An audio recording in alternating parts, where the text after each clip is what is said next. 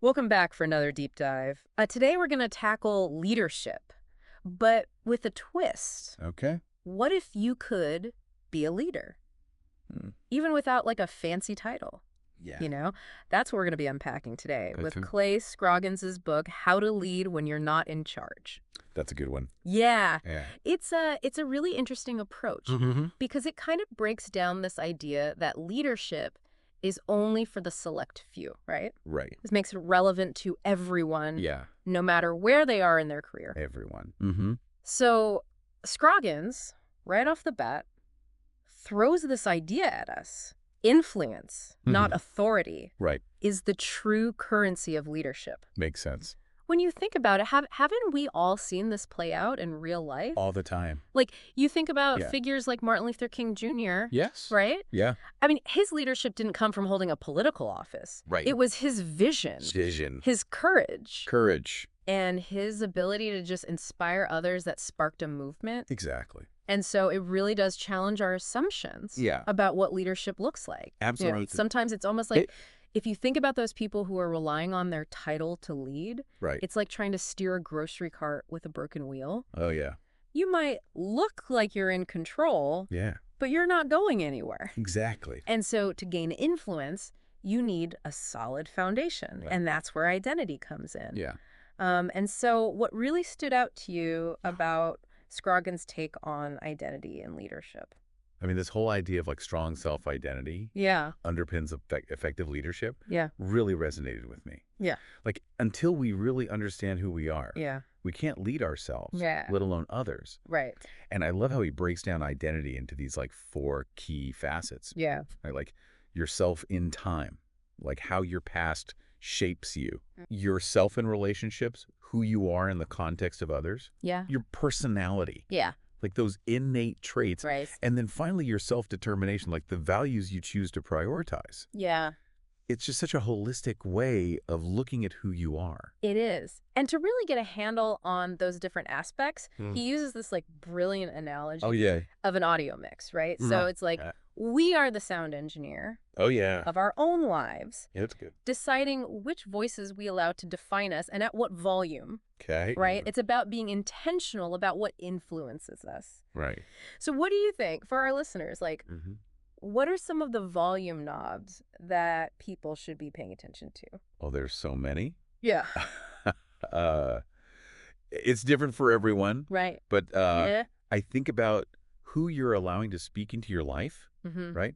Right. Are you surrounded by voices of doubt or encouragement? Yeah. Or are you giving more weight to criticism Mm-hmm. or affirmation? Right.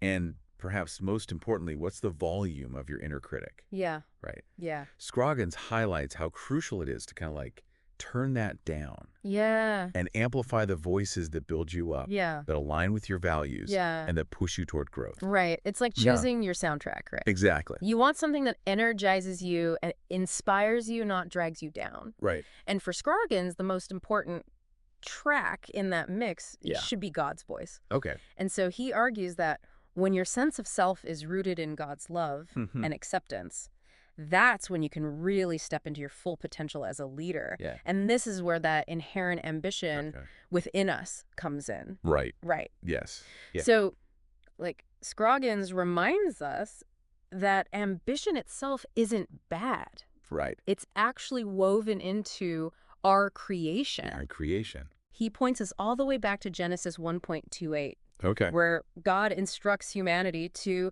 Yeah. be fruitful and increase in number, fill the earth and subdue it. Right. That subdue part, right. Yes. That's a powerful call to action. exactly. It's ambition directed outwards toward shaping and influencing the world around us. Right.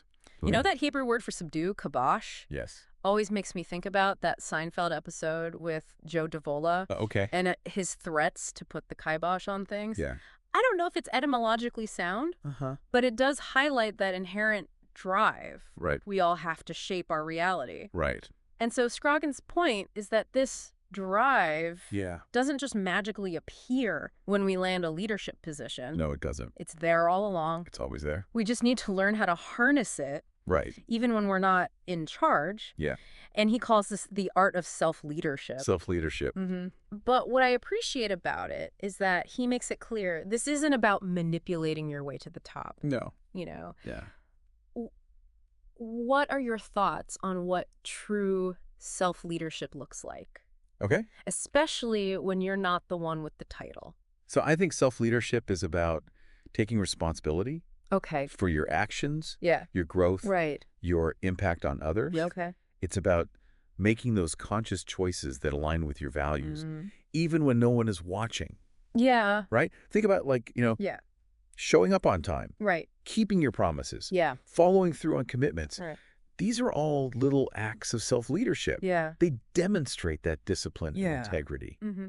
even in those small moments. Right. Right. And those small moments add up. They really do. Yeah. It's about building that foundation of character. Yeah. And Scroggins outlines 3 Okay. key principles for effective self-leadership. So first, monitoring your heart, right? Yeah. Being aware of your motivations Right. and actively guarding against, Yeah. pride, jealousy, resentment, All those things. Yeah. all that bad stuff. Yeah. And so it's constantly checking in with yourself, Mm-hmm. asking, why am I doing this? Right. What's driving my actions? And making sure our ambition is directed in a healthy way Exactly. and not fueled by our ego or insecurity. Right. So if we discover those less than ideal motivations lurking beneath the surface, Mm-hmm. that's where the second principle comes in, monitoring your behavior. Right. Right. Okay. Scroggins reminds us that we need to be receptive to feedback. Yeah. Have you ever received feedback that was tough to swallow, Oh, yeah. but ultimately helped you grow? Absolutely. All the time. Yeah, because it's almost like, feedback, especially constructive feedback, is like a mirror. It is. It shows us how our actions are perceived by others. Right. And sometimes that reflection isn't always flattering, Okay. Exactly. But if we can push past Yeah. that initial defensiveness Mm-hmm. and really listen, Yeah. there's incredible potential for growth there. Absolutely. And so it's about recognizing that we don't have all the answers. Right. And being open to different perspectives. Yeah. And Scroggins takes it a step further. Okay. He suggests we actively seek out constructive criticism, Right. not just from those above us, Yeah. but from our peers as well. Our peers. Yeah. And so Yeah. it's about being proactive Yes. in our self-assessment Mm-hmm. and not waiting for someone else to point out our blind spots. Right. So that proactive approach leads perfectly into Scroggins' third principle for self-leadership, Okay. making a plan. Okay. And he calls it a lead me plan. Got it. It's about being intentional about your growth. So you need to know where you are, where you want to go, Yeah. what steps you need to take to get there. Right. Just like you'd map out a road trip. Exactly. But unlike a road trip, Yeah. this journey is ongoing. Always is. Right. And so he stresses the importance of regular check-ins Mm-hmm. and course corrections Right. along the way. And so having someone to hold you accountable is invaluable. It Yeah. could be a mentor, a coach, a trusted friend Right. who can provide objective feedback and encouragement along the way. Yeah. It's almost like having a personal trainer for your leadership development. I like that. Yeah. Yeah. And Scroggins really emphasizes the power of discipline in becoming a better leader. Right. Right. Yes. It's not about waiting for the perfect opportunity or the Mhm. perfect title. Right. It's about consistently choosing to lead yourself well, Yeah. even in the smallest of ways. Even the small things. Right. So even if you're not currently in a formal leadership position, Right. what's one small act of self-leadership Mhm. you think you could start practicing today? I mean, I think sometimes the simplest acts are the most powerful. Yeah. Like making your bed every morning. Right. Yeah. It seems insignificant, Right. but it's instilling a sense of order Mm-hmm. and discipline Yeah. that carries over Mm-hmm. into other areas of your life. Right. Right. Those small wins build momentum. Yeah. And speaking of momentum, Yeah. let's talk about those times when we might feel stuck. Okay. Yeah. Yeah. Scroggins acknowledges that there are situations Mhm. where, despite our best efforts, Yeah. a particular work environment might be hindering our growth, Okay. And Yeah. so Yeah. before making any drastic decisions, Right. Scroggins suggests we take a step back Mm-hmm. and do a bit of soul searching. Yeah. Like, are we holding our boss to impossible standards? Oh, yeah. Have we truly committed ourselves to the job Right. and given it our best effort? Right. And have we communicated our concerns and Yeah. frustrations Yeah. clearly and respectfully? Respectfully. Right. It's Uh-huh. about making sure we've exhausted all options Yeah. before throwing in the towel. Right. Right. Yeah. Leaving a job shouldn't be a rash decision fueled by emotion. Exactly. It should be a strategic move Yeah. that aligns with our long-term goals. Absolutely. And so even if you're considering a change, Mm-hmm. remember that every situation Okay. offers an opportunity for leadership growth. Yeah. It's all about perspective. Perspective. Right. And so Scroggins uses this analogy of a panoramic picture, Okay. right? Yeah. Encouraging us to step back Yeah. and see the bigger picture, The bigger picture. Yeah. And so it's about understanding how our individual roles contribute to the larger mission of the organization, right? Even if we're not in charge, Yeah. we can still contribute to the overall success by being diligent, Yeah. proactive, Proactive. and positive. Yeah. And to cultivate that positive mindset, Mm-hmm. Scroggins suggests we focus on 3 key things. Okay. First, trusting in God's plan for our lives. Yeah. Right. Right. Second, maintaining a hopeful outlook for the future. Yes. And third, being a source of encouragement and inspiration for those around us. Okay. Right. Yeah. It's about choosing to see the good even when things are tough. Right. It's about bringing our best selves to work Yeah. every day, regardless of the circumstances. Absolutely. But that doesn't mean we blindly accept everything as Yeah. it is. Right. Right. Yeah. Scroggins emphasizes that being a good leader Mm-hmm. also involves being a critical thinker. Yeah. It's about being able to question assumptions, Right. identify problems, And offer solutions. solutions. But what separates a good leader from a great leader yeah. when it comes to this kind of critical thinking? Okay, so Scroggins actually outlines 4 key shifts Okay. that can really help us sharpen our critical thinking skills. Okay. The first is shifting from thinking like an employee Okay. to thinking like an owner, Right. right? Yeah. Take ownership of your work Yeah. and be invested in the success Yeah. of the entire organization. I love that. It's like suddenly Yeah. you're not just showing up to do a job. Right. You're building something Right. bigger than yourself. Yes, exactly. Right. Yeah. And so with that ownership mindset Mhm. comes a greater sense of responsibility Yes, and a willingness to go the extra mile. absolutely. Right. The second shift Scroggins highlights Okay. is about making time to think, Right. which I think is so crucial because it's so easy to get caught up in the Yeah. whirlwind of tasks All those tasks? and deadlines. Yeah. Right. Mm-hmm. But carving out that space for reflection Right. is essential. Yeah. So yeah. to schedule it in your calendar if you have to. Yes. Make the time to step back from the daily grind Right. and simply think. Just think. Right. Yeah. Analyze situations, Yes. brainstorm solutions, consider different perspectives. Different perspective. And it's amazing what insights emerge Absolutely. when we give ourselves permission to just think. Right. And then once you've had those aha moments, Yeah. right? Yeah. You need to be able to communicate them effectively. Yeah. And so that's the third shift Okay. that Scroggins emphasizes. Yeah. He emphasizes communicating in a way that's solution-oriented, not problem-focused. Right. So instead of just highlighting what's wrong, Right. present your ideas in a way that shows you're already thinking about how to make things better. Exactly. Right. It's about being a problem solver, not a complainer. Yes, exactly. Right. And to wrap up these shifts, Scroggins adds a final crucial element: Okay. leading with love. Leading with love. Right. Have you ever been in a situation where someone with authority led with fear or Yeah. intimidation? All the time. How did that impact you? I think most of us have experienced that. Yeah. And it rarely brings out the best in people. No. Creates an environment of anxiety and distrust. Right. Right? Yeah. But when the leader leads with love, Yeah. it fosters a completely different dynamic. Right. You know, Yeah. it's about approaching every interaction, Yeah. even the difficult ones, Right. with a genuine desire to understand Yeah. and support those around you. Yeah. And just creating a culture Yeah. of respect where everyone feels valued. That's a powerful distinction. It is. It's not about being a pushover. No. It's about creating an environment where everyone feels safe. Exactly. To contribute their best. Yeah. And that leads us to one of the most crucial and often most intimidating aspects of leading when you're not in charge. Right. Challenging up. Challenging up. So what is challenging up? Yeah. It's the art of respectfully questioning the Yes. status quo, Yeah. even when interacting with superiors. Absolutely. What makes it so challenging is the power dynamic at play. Right. But Scroggins offers some brilliant advice Okay. on how to approach this effectively. Yeah. You know, one is he stresses the importance of framing your challenges as solutions. Right.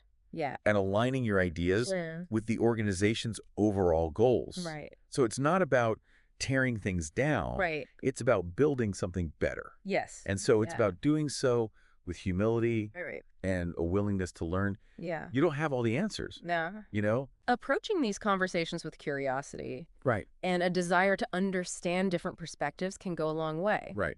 And he uses a great example in the book, the story of Shane Taub, the Chick-fil-A operator, Oh, yeah. who challenged the company's no milkshake policy. No milkshake policy. So what made his approach so effective?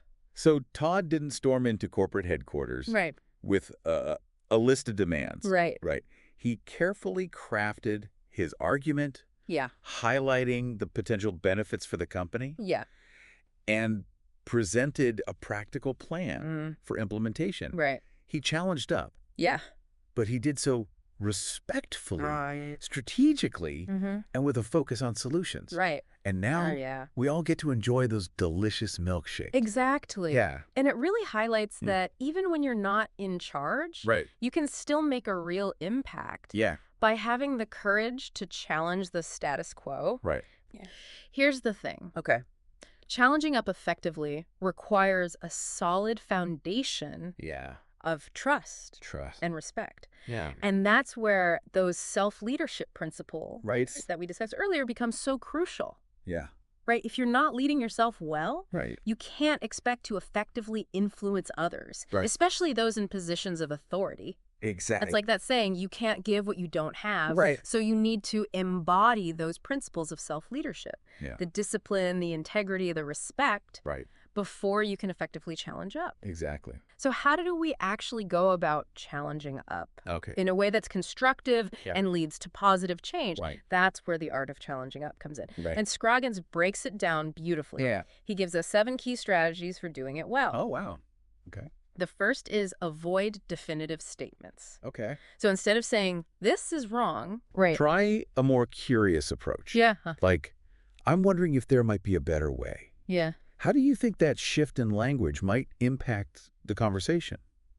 I think that subtle shift in language is huge. Yeah. It opens up a dialogue Right. instead of shutting it down. Yeah. It invites collaboration Yeah. and shows that you're not coming from a place of judgment Yeah. or negativity. Right. It's about approaching the situation with a genuine desire to find solutions Right. together. Right. Exactly. Yeah. And along those lines, Scroggins advises us to steer clear of personal attacks. Yeah. Right. So instead of blaming individuals, focus on addressing the issue itself. The issue. Right. Wow. Stay professional, stay focused on the problem at hand, Yeah. and resist the temptation to make it personal. Right. Because when it gets personal, Yeah. it's no longer about finding solutions. Right. It's about winning an argument. Right. And that's never productive. Yeah. So instead, channel your inner Sherlock Holmes Okay. and be specific with your observations. Right. Back up your claims with evidence. Evidence. So instead of just saying, I have a feeling this isn't working, Right. articulate why you feel that way. Yeah. Provide concrete examples Yeah. to support your position. Right. Data is your friend in these situations. Yeah. It takes the emotion out of it Yeah. and makes your argument Right. more objective Right. and persuasive. Right. Even when you're proposing a change, Yeah. make sure to acknowledge what is working. Okay. Don't just focus on the negative. Right. Yeah. It's about showing that you're not just being critical for the sake of being critical. Right. You're approaching the challenge with a balanced perspective. Balanced perspective, yeah. And it can also help to disarm the person you're challenging. Right. It shows that you're not there to tear down their work. You're there to build upon it. Yeah. And before jumping in with your ideas, Yeah. it's crucial to understand why things are done the way they are. Right. Ask questions. Question. Listen actively. Mm-hmm. Be open to learning from those who might have a different point of view. Different point of view, yeah. Right. Yeah. It's about showing respect for the current process and the people involved, Right. even if you disagree with it.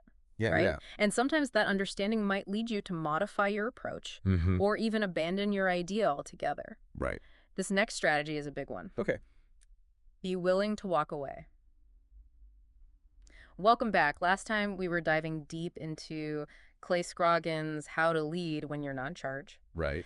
And we talked about identity, ambition, self-leadership, those inner foundations of influence. And now I'm kind of curious to explore how this plays out in real-world situations. Yeah, me too. One concept that Scroggins brings up that I thought was really powerful is this whole idea of thinking like an owner. Yeah. You know, I know for me it was a little bit of a light bulb moment. For me too, yeah. It completely shifts your perspective, doesn't it? It does. Instead of just clocking in and doing your assigned tasks. Yeah. You know, you start seeing things from this broader view. Bigger picture, yeah. You become invested in the success of the whole organization, not just your little corner of it. Right. It's like you suddenly care about the overall health of the company. Yeah. Not just whether you're hitting your individual metrics, you know. You start asking yourself, like, if this were my company, how would I handle this situation? Yeah. What could I do to add value? Yeah. Even if it's outside my official job description. Have you ever worked with someone who embodies that ownership mindset? Oh, absolutely. What are they like? They're the ones who are always thinking ahead, proactively solving problems, going the extra mile without being asked. And the funny thing is, they're often not even in management positions. Right. It's like they're intrinsically motivated to make things better, regardless of their role or title. Yeah. And Scroggins points out that this mindset isn't just beneficial in the workplace. Yeah. It applies to any area of life where you want to make a difference. Right. It's about taking ownership of your actions and their impact on the world around you. Seeing yourself as an active participant in shaping things, not a passive bystander. Right. And this leads us to those moments when we need to challenge the status quo. Yes. And that's where things can get a bit tricky. They can. Especially when it involves those in authority. Right. This whole idea of challenging up can feel so intimidating. It can. Especially if you're someone who prefers to avoid conflict. Right. What advice does Scroggins offer for approaching these conversations effectively? He really emphasizes that it's not about being disrespectful or insubordinate. Yeah. It's about having the courage to speak up when you see something that could be improved. Right. You know, it's about approaching those conversations with humility, respect, and a genuine desire to make things better for everyone involved. Right. You know, it's about the greater good. It is. Right. He uses a really compelling example in the book. Okay. Curt Flood, the baseball player, who challenged the traditional system and paved the way for free agency in the sport. Yeah, that took some serious guts. It did. Yeah. It's a powerful reminder that real progress often requires us to shake things up a bit, to challenge those long-held assumptions and be open to new possibilities. Yeah. But there's a real art to doing this well. Right. How do you find that balance between being assertive and being respectful? So Scroggins outlines a few key things to keep in mind. One is timing. Choosing the right moment to raise a challenging issue. Right. Sometimes it's better to wait for a more opportune time rather than disrupting the flow of a meeting or a conversation. It's about being sensitive to the context and reading the room. It's like picking your battles. Exactly. You don't want to challenge everything all the time. Right. You got to be strategic about it. You do. And then, of course, there's the matter of tone. Yeah. It's so important to convey your message respectfully with a desire to collaborate rather than coming across as demanding or judgmental. Yeah. It's the difference between saying, this is completely wrong, and I'm wondering if we've considered this alternative approach. Yes, exactly. Right. Yeah. That subtle shift in language Huge. makes a world of difference. It does. And Right. and this next point I think is so crucial. Always focus on solutions. Solution. Not just problems. Not just problems. So instead of simply pointing out what's wrong, Right. come prepared with a plan for how to make things better. Exactly. Be the person who comes to the table with answers. Yes. Not just complaints. Not complaints. Show that you've thought things through. Yeah. That you're genuinely invested in finding solutions. Right. And sometimes that might involve suggesting something completely different from the way things have always been done. Right. Right. This is where that thinking outside the box mentality comes in. Exactly. Scroggins reminds us that true innovation often requires us to challenge those long-held assumptions and be open to new possibilities. Yeah. Sometimes the best ideas come from those who aren't necessarily in positions of authority. Right. So as leaders, even if we are in a position of authority, we should create a space where everyone feels empowered to share their ideas, no matter how unconventional they may seem. Yeah, I couldn't agree more. It goes back to that ownership mentality. Yeah. When everyone feels invested in the success of the team or the organization, they're more likely to contribute their best ideas and be proactive in finding solutions. Right. It's about fostering that culture of innovation where everyone feels safe to speak up and share their thoughts. Absolutely. What are some ways we can create that kind of environment? That's a great question. Like, how do we do that? Sometimes it's as simple as creating a designated space for brainstorming and innovation. It could be a physical space, like a dedicated room, or a virtual space, like a shared online platform. It's about signaling that this is a space where ideas are welcomed and valued, where it's okay to take risks and think differently. Yeah, and that it's safe to fail. Yes. Right. Yes. Like, that's a part of it. It is. And when it comes to challenging up, it's important to remember that it's not always about getting your way. Right. Sometimes it's about knowing when to push back and when to let go. Yeah. How do you know when it's time to concede? Yeah, that must be a tough call sometimes. It is. Yeah. I think it requires a good dose of self-awareness and emotional intelligence. Okay. You need to be aware of your own motivations, your potential biases, and your emotional triggers. Yeah. You know? Are you advocating for this idea because it's truly the best solution? Right. Or is it more about ego or wanting to prove yourself right? Those are some tough questions to ask yourself. They are. But I think they're essential for making sure we're approaching these situations with the right mindset. Absolutely. It's about discerning those situations where our input is truly essential and those where it's more appropriate to trust the judgment of those in authority. Of those in authority. And remember, challenging up effectively is a skill that develops over time. It does. With practice and feedback. It's about learning to read the room, understand different perspectives, and communicate your message in a way that's both assertive and respectful. So it's not just about voicing our own ideas. It's also about being receptive to feedback. Even when it's challenging. Can be. For us to hear, you know, being open to learning and growing, even if it means admitting we were wrong, is a sign of true leadership. It is. It's about having that humility to recognize that we don't have all the answers. We don't. And being open to learning from others. Right. Scroggins talks about cultivating a learning mindset. Okay. Where you see every experience as an opportunity for growth. Yeah. You know? Yeah. That means asking questions, actively seeking feedback, and being open to changing your mind. Changing your mind. Yeah. But let's face it, receiving negative feedback can be tough. It can be tough. You know, how do you handle those moments when the feedback stings a bit? It's definitely not easy. Yeah. But Scroggins reminds us that even negative feedback can be valuable. Okay. If we approach it with the right mindset. Yeah. It's about separating the message from the messenger. Okay. You know? Okay. Focusing on the substance of the feedback. Right. Rather than taking it personally. Okay. Sometimes it helps to ask clarifying questions. Yeah. To make sure you understand the feedback and the reasoning behind it. Yeah. You know? That's a great tip.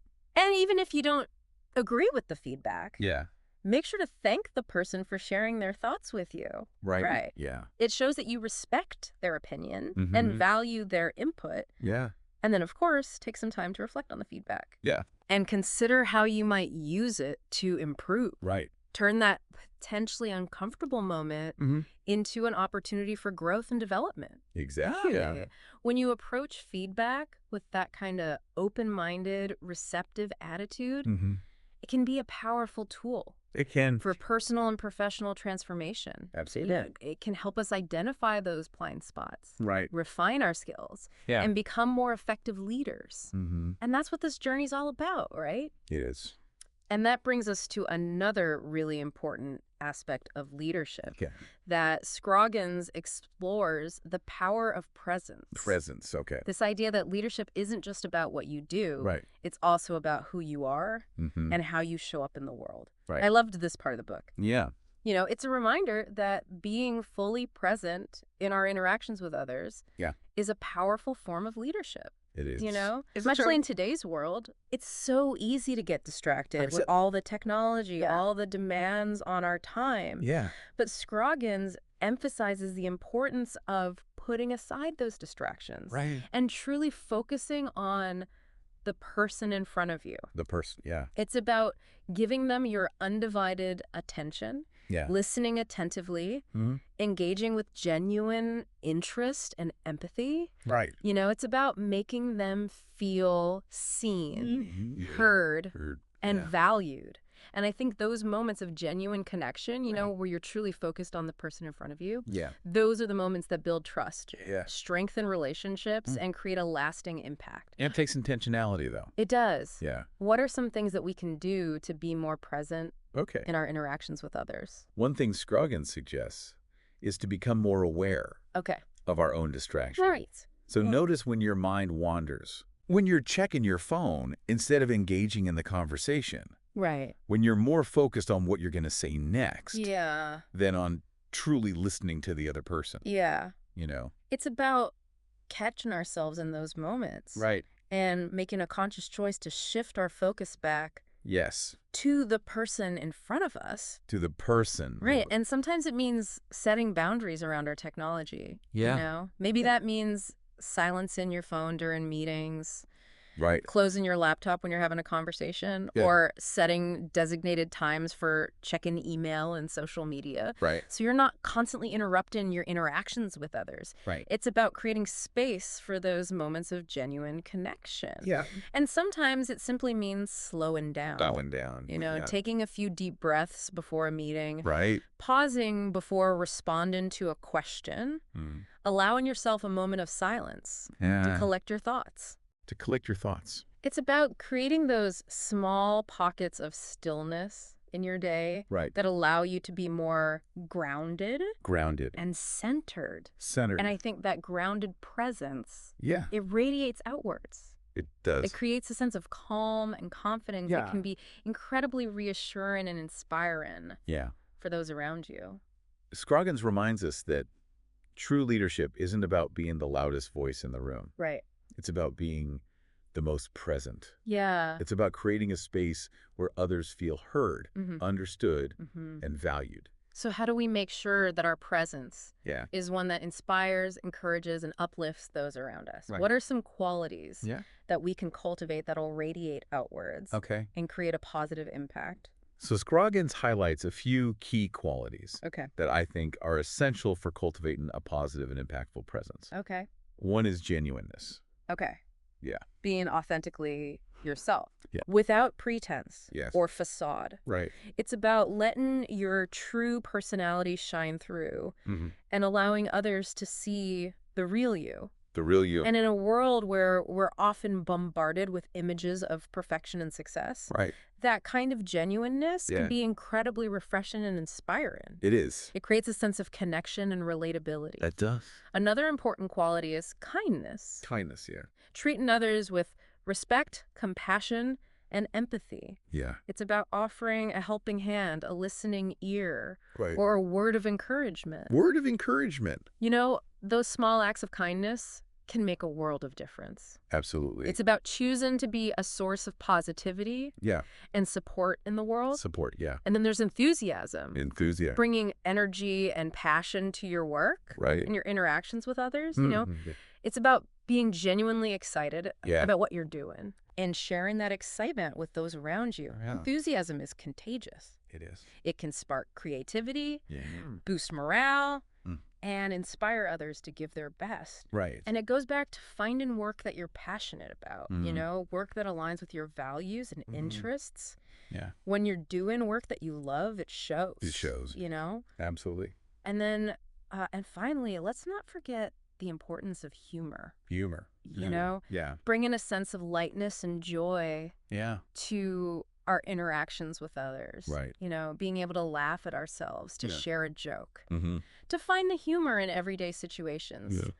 Laughter is such a powerful antidote to stress and negativity. It is. It can diffuse tension, yeah, build camaraderie, yeah, create a more positive and enjoyable work environment. It does. Scroggins reminds us that leadership isn't about being serious all the time. Right. It's about creating a space where people feel comfortable, relaxed, and even a little bit playful. And playfulness can be so powerful. It is. It can spark creativity and innovation. It can help us approach challenges with a fresh perspective. Right. So as we think about cultivating a positive and impactful presence, let's remember those key qualities: genuineness, kindness, enthusiasm, and humor.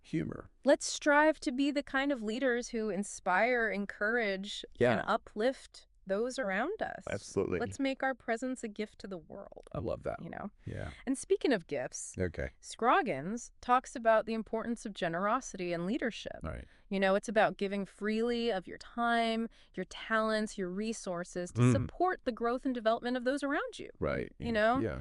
It's about recognizing that true leadership isn't about hoarding power or resources, right? It's about empowering others to reach their full potential. Exactly. He uses the example of Jesus. Oh, yeah. You know, who constantly poured himself out for the good of others. Right. Healing the sick, feeding the hungry, teaching those who were eager to learn.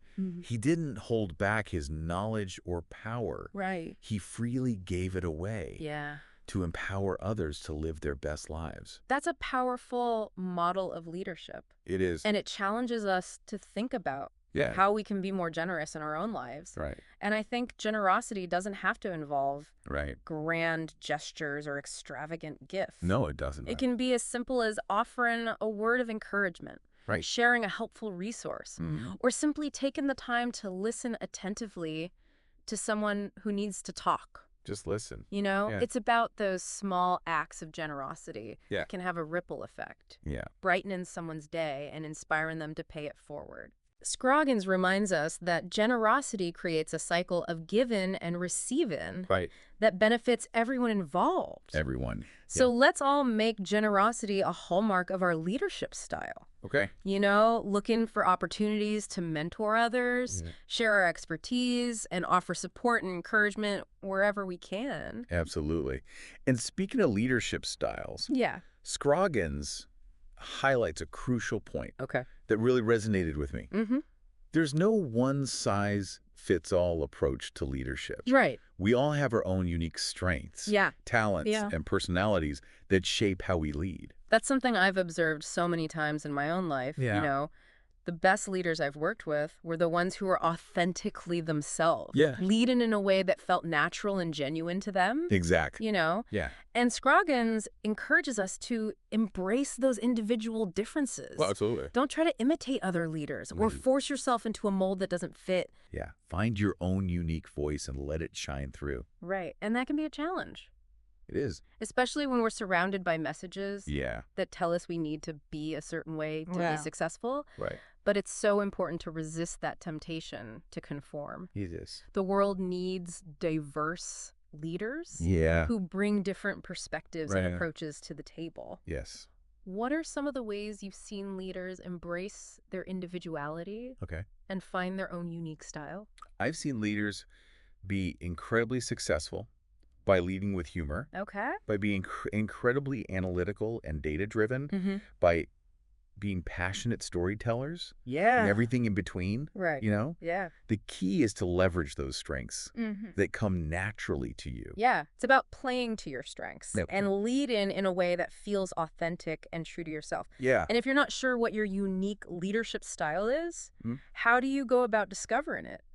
Scroggins encourages us to be more self-aware. Okay. Think about your natural strengths. Yeah. And talents. What are your core values and beliefs? Yeah. What kind of impact do you want to make on the world? And then let those answers guide you as you develop your own unique approach to leadership. It's a journey of self-discovery. It is. And sometimes it involves stepping outside your comfort zone. Absolutely.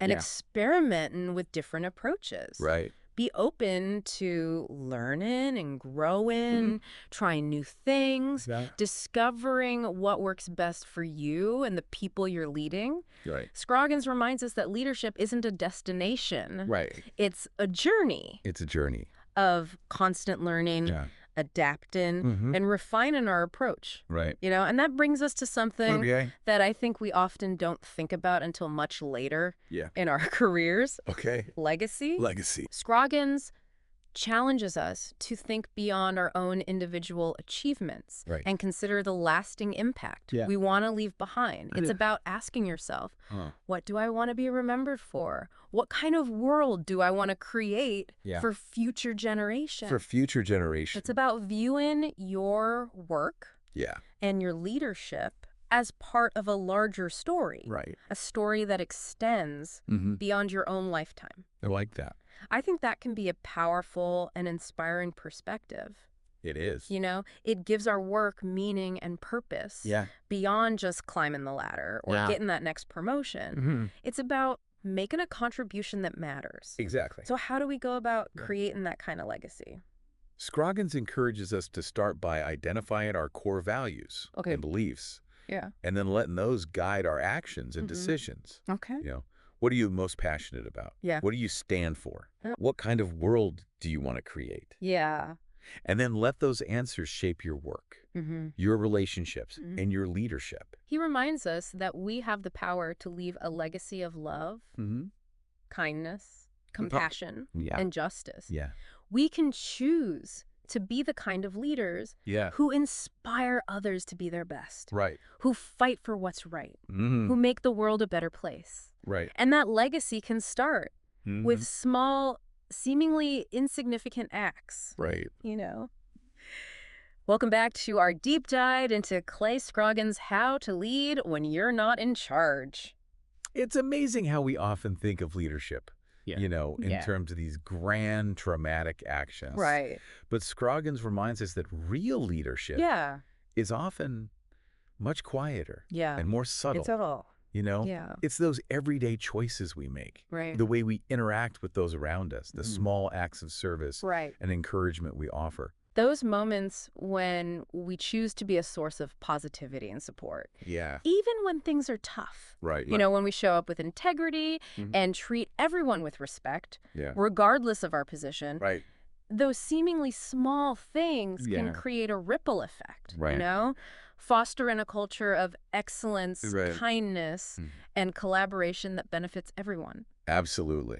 I love how Scroggins talks about creating those win-win situations where everyone feels valued and respected, where success is shared. Right. It's a shift away from that zero-sum mentality where one person's game is another person's loss. Right. Instead, we focus on building each other up, recognizing that we're all on the same team and that when one person succeeds, we all succeed. We all succeed. Yeah. But creating that kind of win-win culture takes real intentionality. It does. It means making a conscious choice to put the needs of others ahead of our own, to celebrate the successes of those around us, and to be willing to share the credit. Share the credit. It's about recognizing that true leadership isn't about being the star of the show.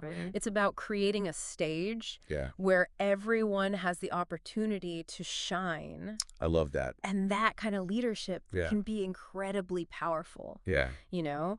Creating a shared sense of purpose and a feeling of collective achievement. Right.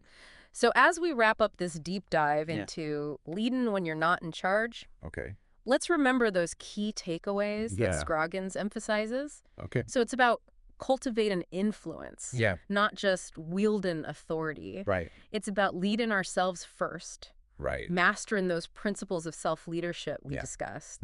It's about embracing our ambition and directing it towards a positive impact. Yes. It's about having the courage to challenge up and the wisdom to do it effectively. Yeah. It's about leading laterally, forging strong relationships with our peers, and fostering a collaborative work environment. Right. But ultimately, it's about leading with love. Leading with love. Creating a culture of generosity, respect, and shared success. Shared success. It's about recognizing that each of us has the capacity to lead, regardless of our position or title. Right. And by putting these principles into practice, we can make a tangible difference in the world around us. Absolutely.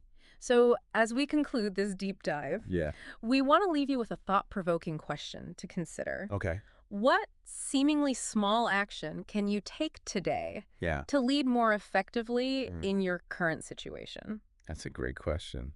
You know, it might be something as simple as expressing gratitude to a colleague, offering help on a project, or just choosing to be a more positive and encouraging presence. Remember, true leadership isn't about the title you hold. It's about the impact you make on those around you. On those around you. And we all have the power within us to make a positive impact. We do. Thanks for joining us on this deep dive. It was fun. Until next time, keep leading.